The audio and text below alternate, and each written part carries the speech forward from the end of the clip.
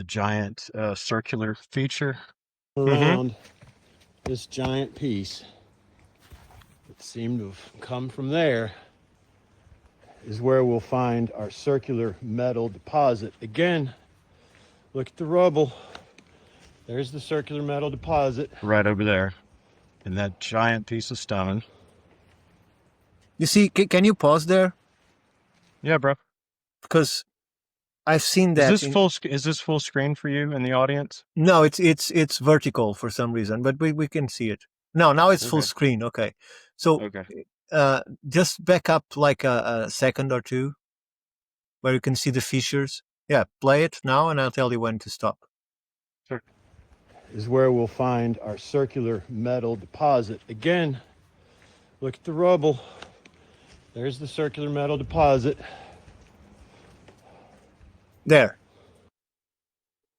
So you see those fissures in the stone, right? Yeah, I did. So as a geologist, I look at this and tell you, okay, this is simple. Starts with a small fissure, and then water goes into there, and then it freezes and expands, and it keeps doing it and keeps digging through the rock until it finally makes a vertical shaft, because that's how water accumulates and then freezes and then expands and forces the stone to crack. This is what a geologist will tell you, that how that happened, how these fissures are created. But the point I'm trying to make here is, although you can explain some of the things that we are seeing here, we cannot explain them all. Yeah, you got it. It's like you said, you've got to keep watching, you know. Yeah. And this is one video of so many of the whole region, but like you can describe that fissure, right? Okay, well then I'm going to say zoom out and explain to me how this fissured rock is on top of a pile of the same size rocks, and I'm going to ask you to look back behind me and all around and find where these rocks came from. You know, what force put them in this pile? Precisely there, right?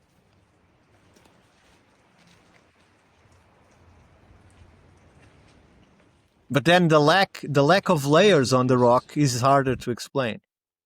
Right. And see, look, the way they're just up there, they're a pile. Some force put those squared blocks in a pile. From up there.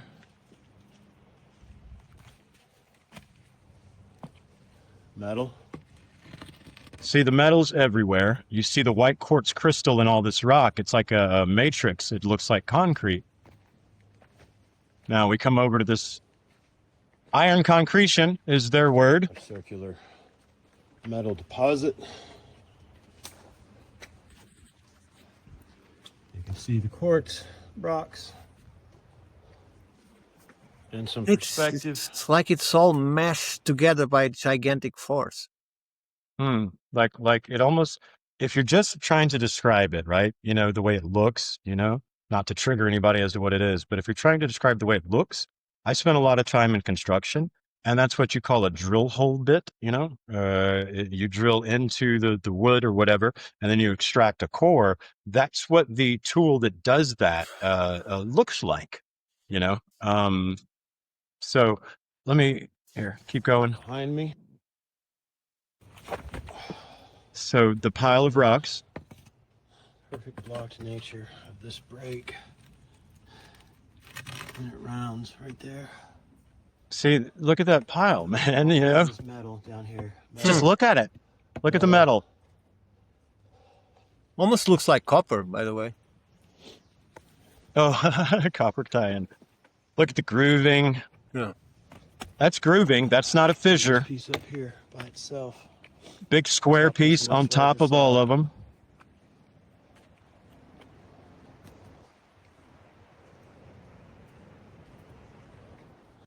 As I told you, when I look at this, what I see is, as a possibility, is all of this was a structure of some kind that was completely blown up. High heat, high energy. Let's look. We keep going down the hill, Ricardo. Now you've kind of seen the first circular metal deposit. See, look at these rocks. Melted looking. Yeah. You know, and this is the entire forest up there, bro. You know, you've seen all this stuff, but it's the entire forest. You just walk off trail and this is what you find. Now, I did this, and when I started heading back up the hill, so I'm at the very bottom of the hill, if we're going to call that circular feature the top. I come all the way down and I find these features. Now we keep going, and on my way back up, I find this circular, the second circular metal deposit here, right here. Circular metal deposit. Look at This is that. a third, actually.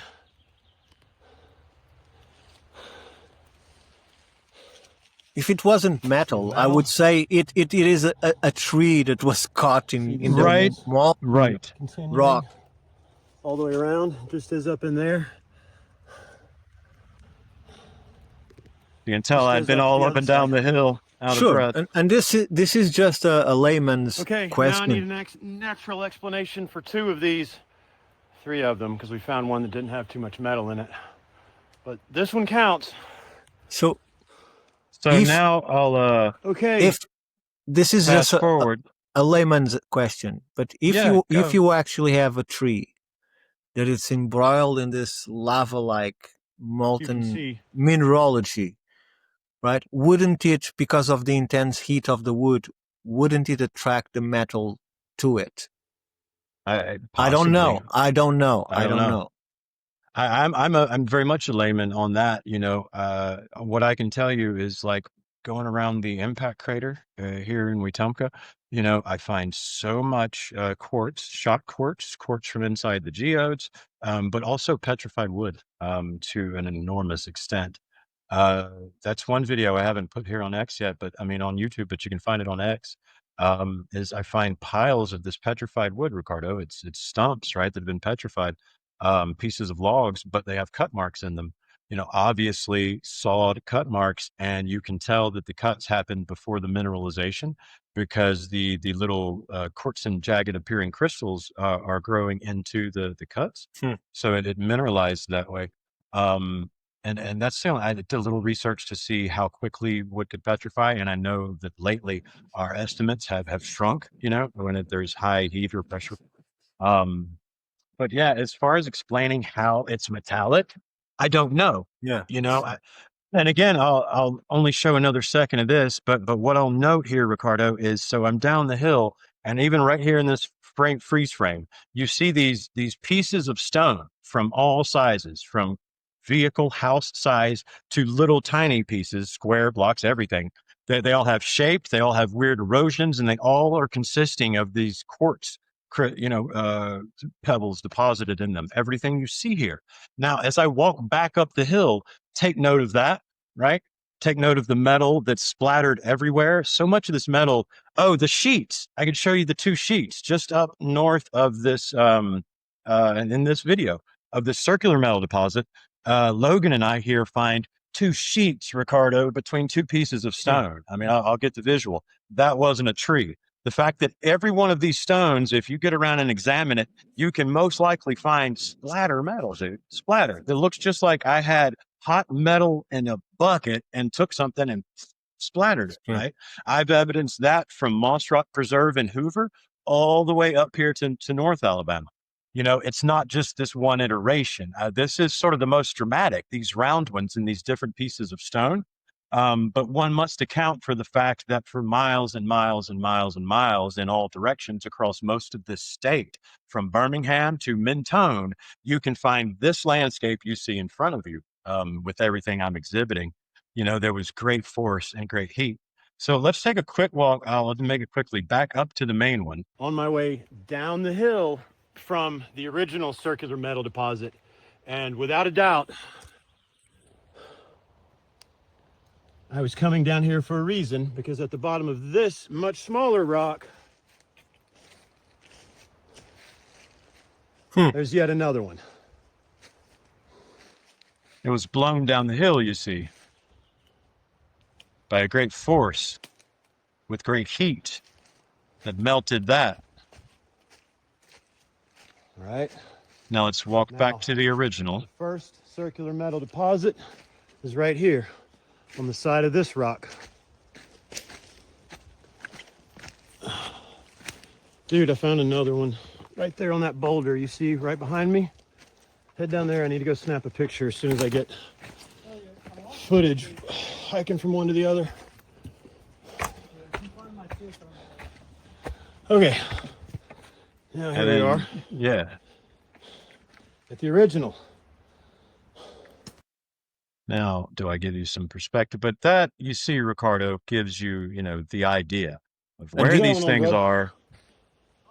Look at all the signs of heat. This is another one. This is a See, this third. one's much fainter. Right. So You can see the metal in I wasn't here. counting this one. Circular The there, one little hole right in the down middle. there definitely deserves a count. I guess technically this one does. Do you Now think the sheets. a survey would be able to connect these circles, like joining those blocks of stones into one massive thing with a I continuous circular? It's what happens in my imagination when I'm there, Ricardo. You know, when look, you see you're walking through a debris field, Yeah. and when you see one round deposit, to call it that, in a stone down the hill with all these signs of force, right, and high heat around you, you see a mirror, slightly better preserved circular deposit.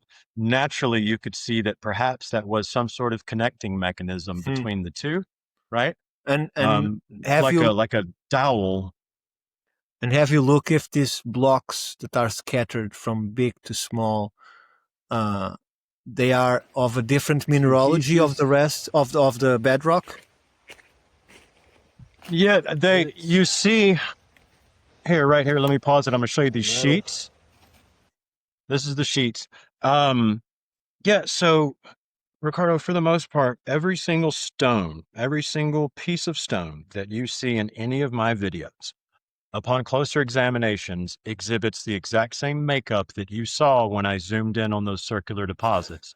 The little tiny white pebbles mixed in some sort of other gray matrix, right? It honestly only looks precisely like modern day concrete, right? If I go out here and look in my driveway Hmm. and show you, it's a gray matrix with a bunch of different colored pebbles and artifacts because they harvested from the Talathusa River over here. That place is crazy, dude. I've yet to film there because people that own the land protect it because everywhere is native artifacts. So that's what my concrete's made of, out here. So that's what I see. I've even got videos entitled "The Concrete Conundrum," where Isabella, my daughter, was filming. Yeah, but And my that's what they all look like. Is the my same question makeup. is, when you actually found a rock that you see or a stone that is bedrock stone, do you Hmm. find that matrix or doesn't have it? No, Is no, there is different stone. Yes, there good. are two types of stone that are exhibited across this landscape. Now, but it is like you say, quite obvious. Nearly I say every stone you see that is independent, right? That is of its own is this type. Now, once you start getting into some of the more bedrock features, as you say, that later on down the canyon and in other places form literal It's walls, right? normal stone matrix. Yes. It's a different type stone than this that I'm exhibiting Sure. that's blown I everywhere. think Yes. that's very important. That's a very important point on all of this. And you can see those really well. So I'm on two different rivers here. For instance, right here, I'm along the west fork of the Little River, right? That is what they call DeSoto State Park. Now, when you follow the Little River on down, it forms what they call Little River Canyon. Now, that's a national preserve, not a state park, right? When you look for the videos that are titled Little River Canyon and such, you will see this juxtaposition of the stones very dramatically in many places. Over here on the West Fork, it is a much smaller version of the same thing. It is a smaller canyon. So there are, the walls are much smaller and at the top, but everything that's blown down towards the water from there is this stone. Thanks for the clarification. Um, Here, what you're going to look at just to show the different ways this metal exhibits itself. This, Ricardo, is within 50 yards tops of the circular metal deposit. And this is what I mean by sheets, why I use that word to describe this feature. Okay, and due to my Wait a minute, let me find it. Might have very well been on our way out. I haven't looked at this one in so long. Look at this rock. I can't do this, Ricardo, with you. We're going to sit here all day watching this stuff together. We'll have to do it off stream, man. Let me see where on our way out. I think we stop and talk at the sheets. Yeah, the waterfall at the bottom. why See, you can see the different Bye. stone in there, Ricardo, you know, where the waterfall Bye. is, all of that. All right, bro. Follow me. But then all of these other stones are as I was telling you. That's more like slate, almost like there. So. Yeah, yeah, very much like, okay, here we are hiking out. The plate. There's the cave. This is a great, great place, man. I love this place. So full of power. Oh, this is an interesting rock. Look at this imprint. And here you see this quartz matrix I'm talking about. See the imprint of the whatever was here, right? Look at that. It looks like concrete, See man. another one here, It does. right? Old concrete. Yeah. And I'm telling you, this is the makeup of all of this. You want to see the quartz pebble stuff? Yeah, all of it. All right. So, and then here, yeah, here's our sheets. Check this shit out. Metallic seam. Let me see if I show you perspective. Okay, now we're up under the area of the metallic seam. Okay. So now, in another video where I brought the girls back, I'm standing down here, and I show you that down to the ground, these are leaves you see here. It's about 3.5 feet, right? And this seam runs, you can see it from the ground down that deep between these two pieces of that quartz pebbly matrixy stone. And as you saw over my head, signs of high heat, you know, like in an overhang, and then down below it, this stuff. It's a wild area, dude. It's a wild area. Now, okay, so where am I? Let me figure out how to navigate where I am here. Mini screen, Well, right? I'm sure that a geologist looking at those sheets will obviously find a way that it can be produced And see the naturally. heat and the melting of the metal that's happening here behind my head. Right. I mean, each one of these things, Ricardo, if you take it into account on its own, you can look at a picture or look at one feature and try to describe to me, right? But these repetitions of features, the round circular deposits, 3 of them, right here in the same proximity of these 2 sheets, every rock exhibiting these quartz features in this melted bit of stone, right? And then, man, look, you hop over here we're moving over to Little River Canyon, as I was talking about a minute ago. Hey, everybody. Look at the hawk. We don't need my exposition. You can watch the video. But what I am going to exhibit to you, butterflies. Okay, so here we are over in Little River Canyon. Now, just to give you scope on this canyon itself. And the amount of water necessary to produce it. Yeah. Look down at the bottom of the canyon. Now, I've got videos, Ricardo, where I go down here and venture and swim and explore. You see this rock. This rock here, Ricardo, is a couple of houses in size, right? Now, down here, all of these little rocks, I have videos I call Boulder Dash. You get down here, and man, they look like giant exemplars of what you see in South America, right? Of like the walls at Machu Picchu, you know, Puma Punku, these giant sort of shaped blocks, L shapes, all sorts of things. So I call those videos like bits and pieces and building blocks because that's what you see down here. And that is a mixture of the 2 different types of stones. Go ahead, Ricardo. So I'm looking at the canyon, right? And I can see clearly where the land breaks into a cliff on both sides. So considering what is found in that place and even in the middle, would you say that when the water came and catastrophically caused the creation of this, what we see today, there was buildings on top of what fall into that place? Yeah. So what this video will example us, but to go continue with your point, Ricardo, Yes, that is kind of what's going to be exampled here. Now, what you're looking at, this canyon, it has some very unique features. In fact, unique in all of the world, at least the northern hemisphere. It is known as the only river in the world that flows its entire course, and by that we mean 99% of it, right? Its entire course along the top of the mountain. Okay, so this is Lookout Mountain, and this canyon runs its this river runs its entire course. When you follow the canyon down, I don't know if it's 20, 30 miles, it then dives down, man. I've made the drive. You have to have four-wheel drive, and it's quite the exhausting hike. Logan, I've made that as well, down to the bottom where it then meets with I forget, the Kusa possibly. Anyhow, what I'm about to show you in this video, Ricardo, is a set of rock features that exhibit itself right on the cliff edge. And you can find these rock features all along the cliff edge, right? I call them roadside rocks because often the road runs right by them and I can hop out and film them, right? Now, when you take the path down, there are paths that will take you all the way down these steep bits. What you find then is piles, just as I was showing you in the previous video over in DeSoto, piles of giant rocks, all shapes, all sizes, that have fallen, that have been blown. That's what these trees, are built upon as they slope down, right? Hmm. Okay.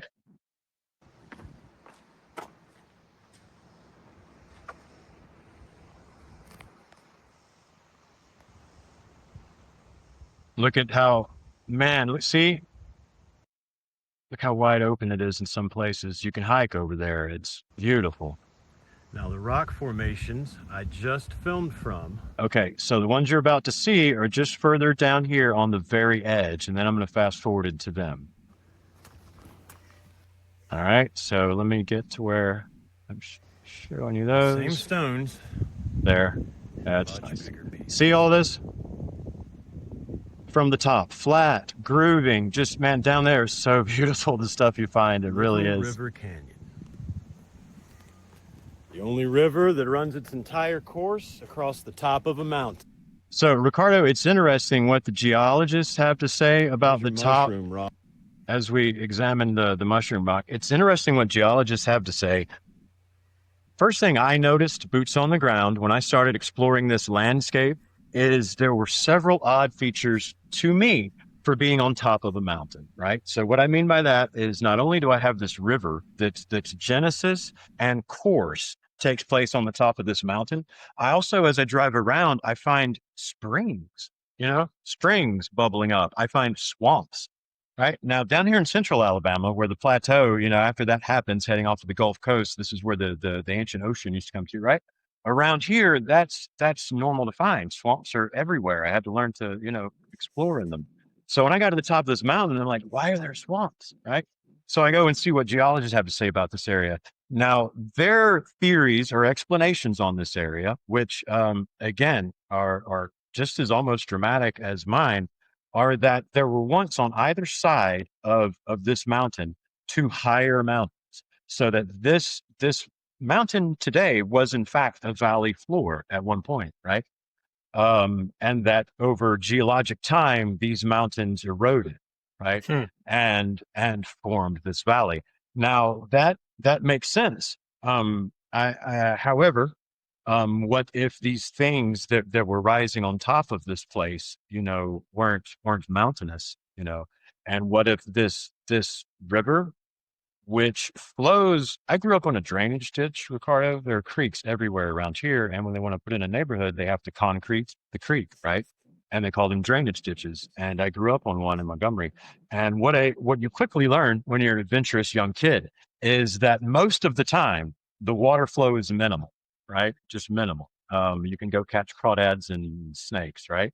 But when it rains, instantaneously, right? Not even overnight, instantaneously, as soon as the drain water from the various areas, like it would back when it was a creek, All goes hits to the that, same place. Yeah. right? It becomes floods, man. You can get out there and go swimming on it. Okay, same thing happens here, right? Most of the time, I can be at the bottom of the Little River Canyon and I can hop from rock to rock and I can explore.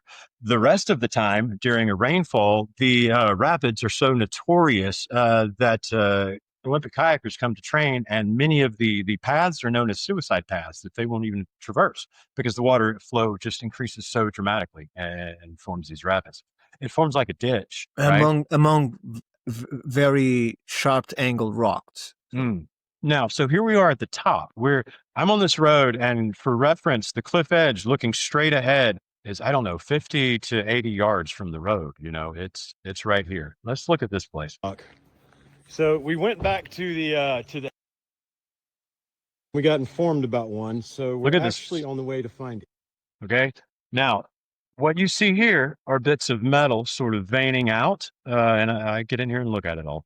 Right here, Ricardo, you see what you've described and many others as scaling, right? You know, especially scaling that perhaps was melting. And now this stone is again the same thing with all of the quartz pebbles.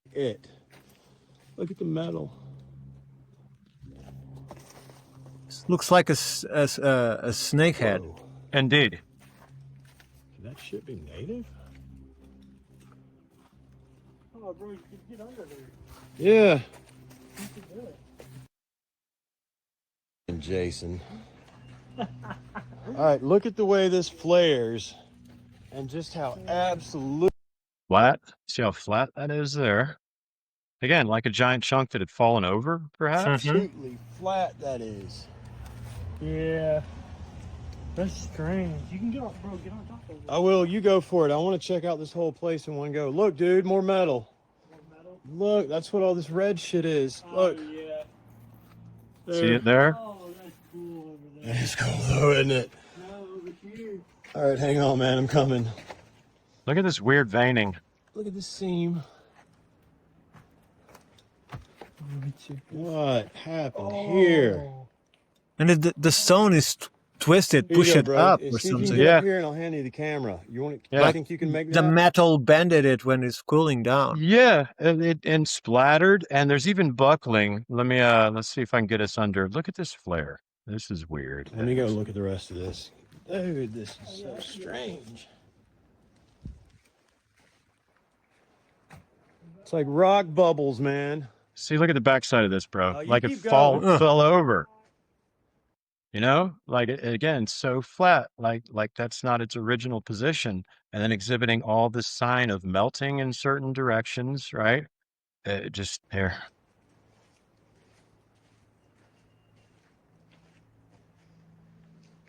It's not stuff you find every day, that's for sure. Right. It catches the eye. It begs questions. Yeah.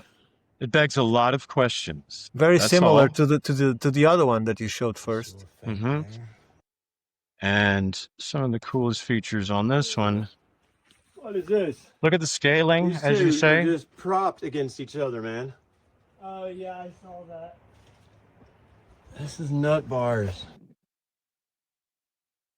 Wow. Canyon rim. I don't know if I shut up for a minute, if you can hear water flowing over there.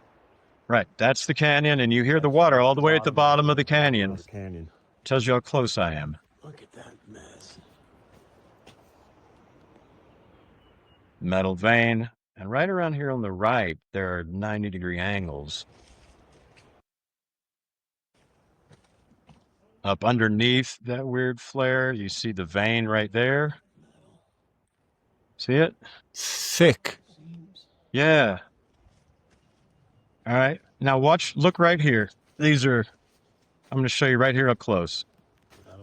Following that same vein, the way it's splattered, melted in all directions. Watch this. And look at these buckles. Look, you've got this seam. You see these buckles? Buckle. Over here. I mean, really? What is this?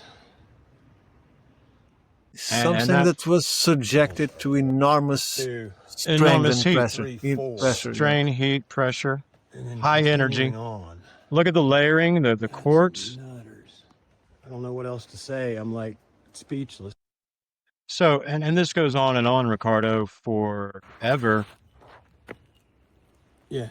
All right, it's on. Just take it over there and get some shots. Leave it straight up and down. Across this entire Yeah. geographic region. Oh, it even has hearts. Yeah. I mean, what is this flaring? That's the thing. Can you see the flaring there and there? Look at how big these things are, man. Oh. This stuff is flat. Like it had fallen over. Flat as can be. Right there where you are. And these metal seams, man, over here, I found this shit buckles. So the seams run. And it just keeps going. But yeah, I think this has given everybody a good idea of what I mean when I say the scope of it all. And I guess lastly, Ricardo, just because of the LiDAR, since I have all this up, we navigate, pull back into this zone there, and home, view your channel. Then we have lastly clarity on the Cahaba. Just to show this LiDAR, drill holes. With those holes on it.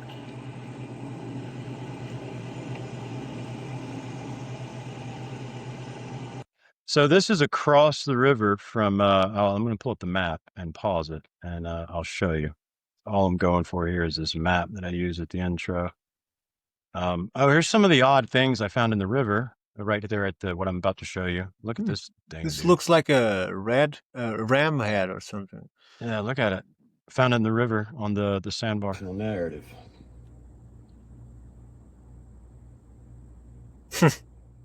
Yeah, it's an odd little piece, right? Anyhow, Either nature has a sense of humor or right. It most definitely does, bro. Let me get to this map. Showing off artifacts, talking about there. And there's our circle again. Here's some exposition I did when I found this feature, and I'll save that for anybody that wants to click on the video. But where I'm headed is here.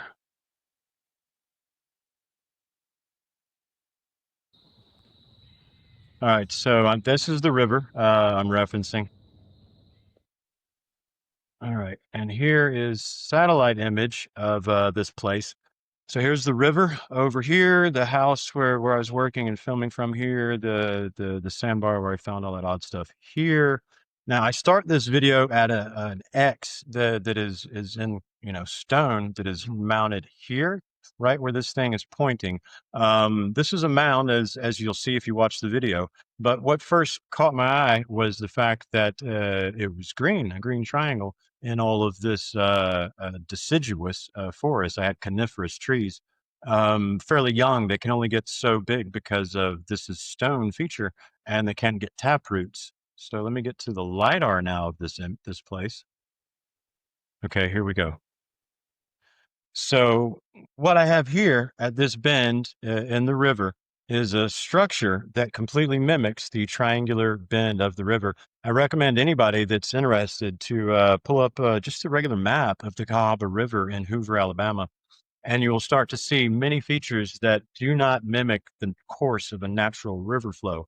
Not only such as this triangle, but you'll find M's where the angles match, right? And they return to the same existing plane. You'll find 90-degree rectangles, right? And then these features that I noticed by finding with the pine trees being, different color using satellite images than the old growth, very old growth, coniferous, deciduous forests all around. So old growth, man. I mean, wild hogs, miniature deer, just nature preserve. So what I'm seeing here is yeah. On top of the map, you see a pathway that goes to the triangle and seems to have an entrance. So when you get over here, right? So I haven't ventured down past really this point, Ricardo, because what you see represented here is the very back of three houses, or right here, right? That have been developed. Okay. So once you go down this big, which once you're out there, it seems like, a giant ditch or natural, cliff, right? Once you go down that and then through this ravine, you go up a little ways and there's houses being constructed, and people around here are fiercely protective of their private property. You know what I mean? Now, while I did own for a moment the property over here, right? So I was able to explore and had, as a property owner, they've got Alabama waterway law. So if I'm in the waterway, I'm good wherever I am, especially if I have So privatized the access. triangle is on private land So now? once it is. But once you get over here, for instance, Ricardo, to where you're mentioning this path, okay? Yeah. Although I don't show it in video, what it is, it looks the same as all the rest of it. It's all grown over, it's old growth, and this just appears to be a faint ridge out in the woods. You know what I mean? It's not anything modern. It has not been used recently. There are very old, very big trees on top of it. You know what I mean? As you'll see. So just to finish while I've got this LiDAR up, I venture over here, Ricardo, and I get up on top of this thing and I realize I'm 20 to 30 feet on a mound. What this mound is constructed of is giant pieces of rock. Rubble is best descriptor I have for it. With those drill holes you saw at the beginning, well, they exhibit on a prominently placed piece of the stone right here along the point, as though it was quite intentional. And then it points over to the X, which I'll go ahead and show here. So fast. All right. So if you're at the point and you walk straight to the river, as soon as you cross the river, this is a stone you find jutting out right here, Ricardo.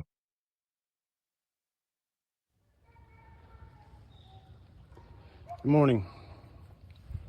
So I was going to walk over to the drill holes and film it. And I was a little nervous about it. And no matter how I do it, I'll always wish I'd done it different, I'm sure. So I'll just take you on a walk with me. So look at this giant piece of stone From the X.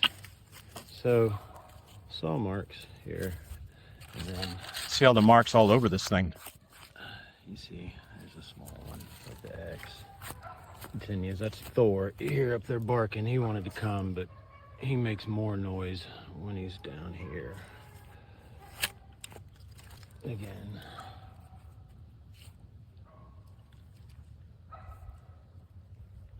X. And of course, just to give you again an idea. Look at this, Ricardo. So when you jump in the water, right, and swim, as I did often, the pieces of rock you pick up, again, this is not concrete, okay? Let me be clear. This is not concrete. This is the same stone that you see me standing on, that you see me climbing on, right, and that you see pieces of everywhere here in a second. This piece came from that river. It is the same material as the very stone it's sitting on. The rubble, it's all about. Let's back that up for half a second, since I made a big deal about speaking about it. Again.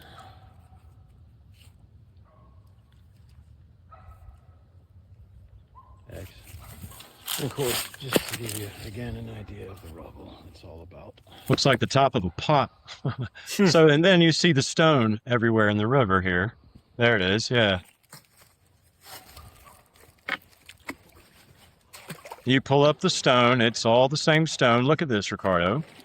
From a blast over across the river almost is what it all looks like. Yeah, the way that it's layered. Yeah. Mm-hmm. Look, more cut marks. I think I fast forwarded past the second cut mark, but it doesn't matter. The point is we wanted to see what it looks like across. So you go across. Here's where I found that piece I showed at the beginning. Now these are reminiscent of what I found in central Alabama, the native pieces. All right, and then we get off into the woods. Always barefoot if possible, completely connected.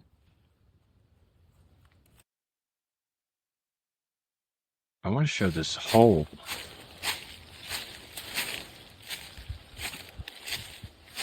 All right, so I'm walking through here, but what happens, Ricardo, right here when you climb up first, where this whole mound is pointing, I think this is a sinkhole, dude, right here.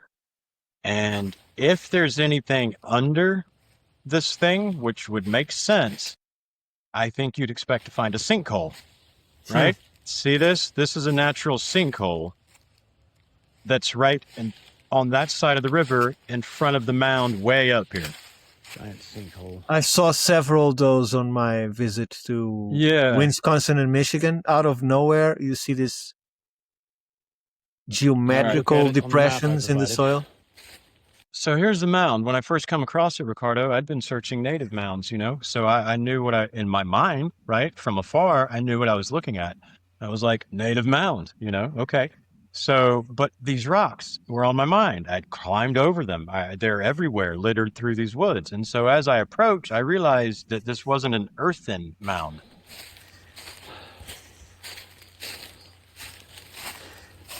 And as you approach from any side, rocks here, rubble starts. All sizes.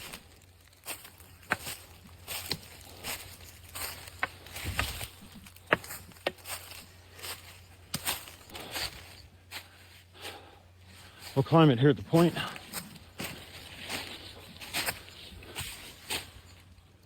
And so as you see, it's a pile of rocks. As I climb it, I've got many videos for those interested where I dig up, just put my hand and camera under there to example what I'm telling you. And now you're up top. Young pine forest. And it's young pine trees everywhere, right? You can walk, whatever that is, 300 yards in any direction. So this is the triangle? Yeah, now you're on top of it. I just climbed it. Okay, that's so flat. Yeah, completely flat, Ricardo. Completely flat. It's not some accidental pile. It's not a pile of refuse. It's not a discarded pile of rocks. It is an intended structure. It is a mound. If you were a researcher under current narrative, you would have no doubt you had a earthen native mound on your hands until you started climbing it and realized that it's rock. And you realize that's why all of these young pine trees on top. Relative to the age of the giant pine trees at the bottom of this. Because they fall down. They have nothing to clean. No taproots, right? No taproots. I mean, there's pine trees at the bottom that are the size of all the deciduous trees. Fucking massive, completely flat, bro. All the way. It's a sanctuary. I love the top of this. Let me just try to jump us to that drill hole I mentioned. To me, the still the best evidence is that looking how flat very it is. Ancient causeway into it. Just correct, Ricardo. So here. This because as in LiDAR, it seems to be very straightforward. And you described that on the land, it's full of rubble. So right. It runs all the way. It has to be older than the rubble. Correct. And the same stone, Ricardo, you know what first caught my eye when I was sitting on the other side of the river and I'm looking down at that X? I look up and the river is the edge of the river, the canyon, right? Goes up some, 90, let's call it 60 feet, right? From where the water flow top level is. Okay.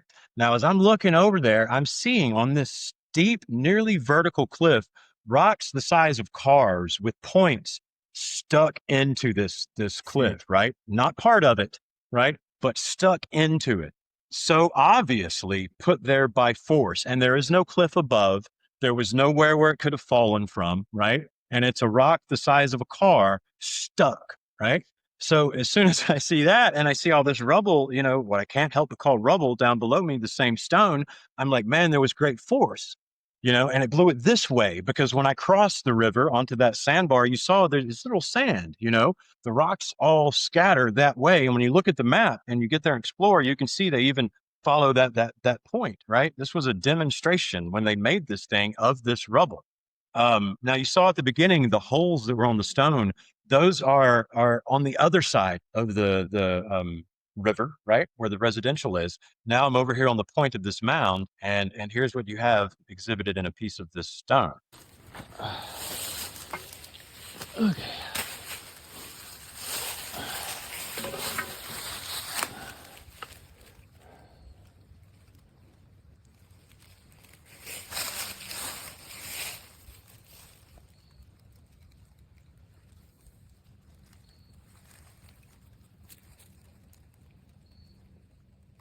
Do you know where this rock is pointing? Placed.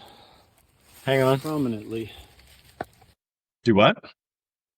Sorry. What I've learned from one of the things I learned from speaking to indigenous people and walking the woods with them is Mm.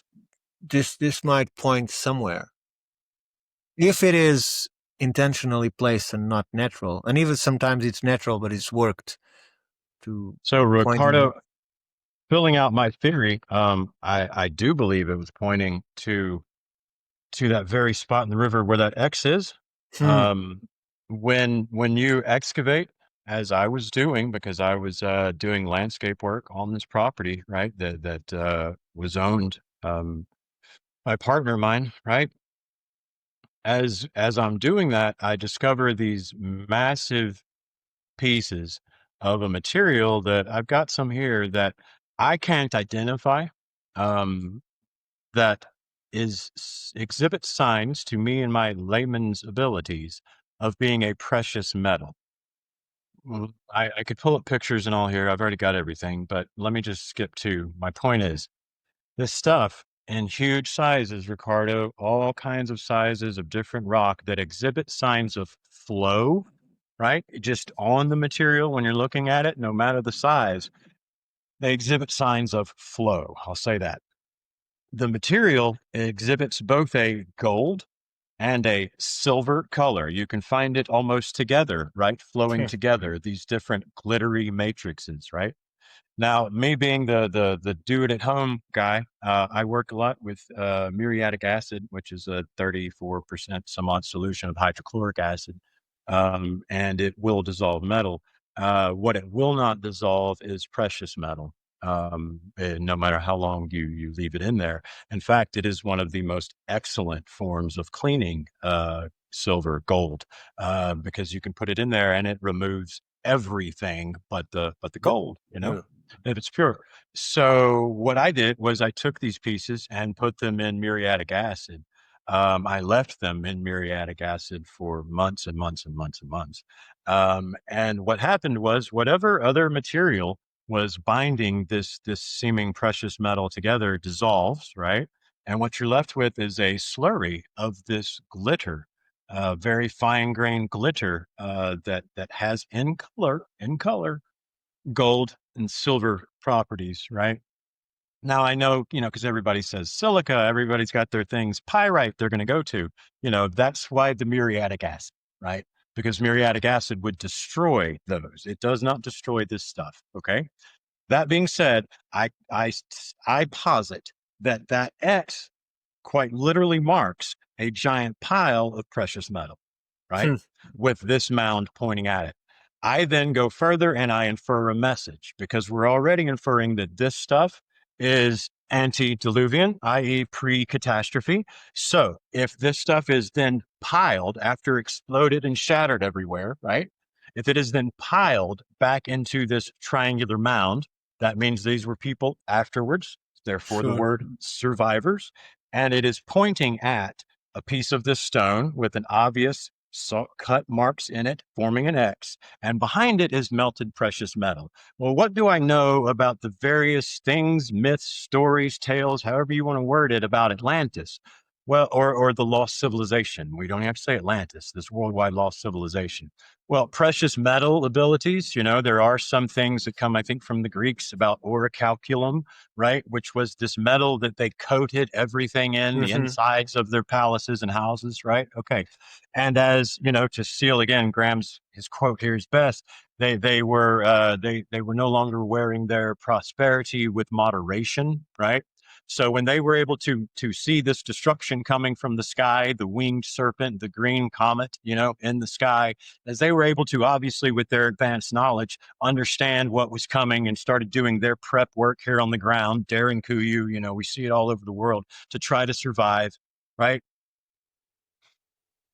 Once that happens, there's bound to be a contingent of folks, especially ones that somehow managed to survive and have some descendants forward in line that still held on to some of their knowledge that would come back and that would try to send a message in a way these people who had lived for eons, right? Long periods of time, they would be trying to convey a message to the future, right? How would they do it? They would not do it in paper. They would not do it with words. They would not do it with languages, because all of that changes over time. What doesn't change over time? Landscape, right? So they take this stone and they pile it in such a way that they knew only when it was time, only when man had once again reached an advanced enough state, would he be able to see and decipher this very message in the landscape, pointing to what they felt this surviving remnant brought about their destruction, right? Which was this obsession with the material realm, well represented in this massive amount of melted precious metal, which they had become obsessed with, right? That represents the material obsession. So if I read that message out and then I start looking at what happened on this landscape, which I had already been researching before I found this, the native mound building culture, right? These proud people that were walking in such a harmonious way with their environment, right? With the material. But we're also, from the accounts that trickle down and from the scarce resources and things we're only beginning to grasp behind me here, even, they were in tune with spiritual, right? They were walking in a way that man in the Western world had forgotten how to walk, since he'd been outside the garden, is a term, biblical scholars would understand. But since the destruction that had taken away the people that had built all these things, right? So now they're sending a message to us down through the ages. Don't make this mistake. Don't follow what we followed, this material obsession, for surely what happened to us would happen to you too. And they set in place these people with these mounds, right? And again, Ricardo, nobody's trying to take away anything from native. I'm trying to give so much more back to I am by blood and by spirit, right? One of these people. What I'm saying is their heritage, right? Their heritage goes back so much further. What they are, their very bloodline, right? Why do people always think you're trying to say something racist? Like, oh, it was some advanced white people. No, I'm just saying here a lot longer, right? Who knows what they were?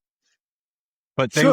they were set to live in such a way that was harmonious with nature, that over and down time would hopefully not lead back to the destruction, which I think this structure represents to us. And I was trying to do a nutshell, and I kept it under half an hour. So there you go, bro. So anyway, you can find all of this on YouTube. And I recommend everybody to go and look at it, because Yeah. it's worth it. Okay. So I think, Ricardo, was there anything of mine that I need to share before I click out of here to go stop sharing? Well, we're going for 2 hours and 25. So Oh yeah. Okay. considering the span of attention of these Right. days, we've broke the 15-second long ago. So. Well, I think then that we have covered your topics. We've scratched the surface. We scratched the surface pretty well on my areas of research, your areas of research, and what we really want to wrap with is thanks to anybody that does choose to take a look at our research. Because we are trying to advance the conversation by bringing the truth of our past, forward. And to thank the Institute of Natural Philosophy, and I'll end with thanking you, in the role that not only you play with your work, right, but with all that you do for those of us that know you behind the scenes in trying to advance the general conversation in all areas for us independent researchers. And that's why I associate myself with the Institute of Natural Philosophy, and I encourage others to do the same. If nothing else, if you're carrying something alone, right? Whatever it is. And you're finding non receptive people through what should be the traditional channels, it helps tremendously to have a supportive group around you, right? That, Sure. that will support your endeavors. And I think that's what's found in this place. And at least we won't be negatively critic. Right. And Right. we have a multitude of people that can look at whatever it is All from different. several Correct. angles and help, instead of taking credit, help to create your own material. Our So, minds are wide open and our curiosity is leading us, and that's I think the driving factor. And as you always remind us, free from the shackles that traditional researchers find themselves in. thankful and grateful for those traditional researchers and happy to work with anyone, right, Ricardo? Sure, absolutely. Anyone, no matter what, you do for a living. That's the whole point of this is we don't look at those qualifications. That's not discounting the years you put in school, but don't discount the literal years I've spent living, working, and doing my areas, right? We're all on an equal plane if we can accept each other as such I and then bring our things to bear. We consider experience. Period. Yeah. So It's like it they doesn't taught matter you in where you AA. got it from, right? Doesn't matter. It's your It experience. It's your it time, your sweat, your blood, your effort, and it's all respected. it's like taking Randall Carson going to speak to an academic and he doesn't even listen because, well, Because of letters. you don't have a degree. Well, I think now he does, but um, we can't refuse experience by the lack of a paper saying that the person has experience. I think so. That Whatever it that's is the that people that's the dedicate, tone. yeah, exactly. That's it. That's That's the the tone. tone we all try to exude, and we expect back, no matter who we're dealing with, what side of anything you're on, right? There's mutual respect. You bring up Randall Carlson. I don't know how anybody could disrespect. What's that dude got? Like 60 years, on these various Yeah, topics of reading 20 papers a hardcore. day. So Right. Until you at least respect each other's experience for what it is, just as an AA, man, they taught us that your worst day is your worst day. It doesn't matter what it looks like. To me, your worst pain is your worst pain. It's the same as my worst pain was to me, right? It doesn't sure, matter what it was. It's the same here. Your toil and your sweat and your blood and even your opinion, if, to me, is of value, no sure. matter where you did As it. long as you are factual, it doesn't matter what uh, orange tastes to you, because Right. to me it will taste different, and our Right. olfactory system also gives us different information for the same things. We can't describe where is the color red, right? But we can define it, and as long as we are not telling it is yellow, we can all understand each other because we are all talking about the same thing. We'll just have a different perspective on over the same uh, objective study matter. Right. So all ideas matter. That's what I say. So Correct. Correct. We'll get there together, man. sure. Well, All right. if you are still You with want to wrap us us? and awake, Doubtful. Right. so thank you very much for being with us till the end. I hope you enjoyed the conversation. I hope this is just one of many, and we invite you to go and look at the institute things that we are doing actively now. You can look into the Universe Unveiled podcast that was kind enough to host us today. They were producing this video, and you can go into institutefornatophilosophy.org or to the Institute for Nato Philosophy at Academia Edu if you want to read. And it will be the hub if you want to publish anything, or even if it is a book or production of a documentary, whatever it is, just come to us and let us know what is your interest and what you want to do with it. So, Jason, thank you very much. Tell people where they can find you once more. Thank you, Ricardo. You can find me under the screen name Shaman711 on X. That has a underscore after it. On YouTube, you will find Antediluvian, and where I'm trying to sort of put everything together in a more cohesive sense. If you go to Rumble, you'll find a lot of my early work where I'm just sort of figuring out how to start documenting all of this stuff. But you can find me in all three of those places. Okay. Thank you. And until the next time. Thank you, bro. Talk to you soon. Bye, everyone. Bye, guys.